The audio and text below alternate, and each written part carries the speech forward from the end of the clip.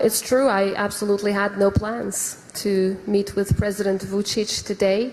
Of course, the dialogue between Kosovo and Serbia is ongoing in Brussels under the auspices of the European Union and supported by the US. So I believe that negotiations should take place there. But of course, there was quite a persistence since this morning, I would say, from most European leaders. And of course, as the president of all the people of the Republic of Kosovo, I want to show the constructiveness, which is a virtue of all of our people, and to show willingness that we can talk to everyone. We've extended our hand of cooperation to Serbia for years, so this is not the first time that we find ourselves together with Vucic in such a gathering.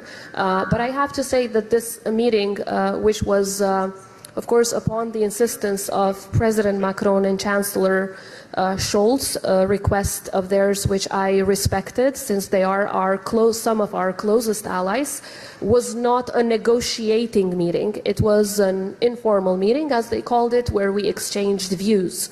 I can say that Mr. Vucic exchanged views. He was whining and complaining and, of course, not telling the truth, which is a virtue of his, having been Minister of Propaganda of Milosevic.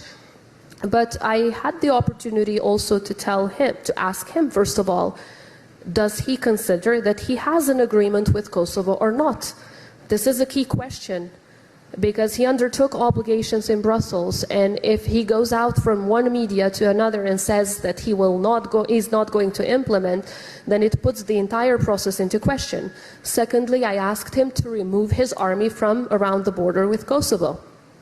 And thirdly, I've asked him to remove the support for these criminal gangs that are causing pain to ordinary citizens, especially to Serbs who live in the north, by intimidating them and using violence against them.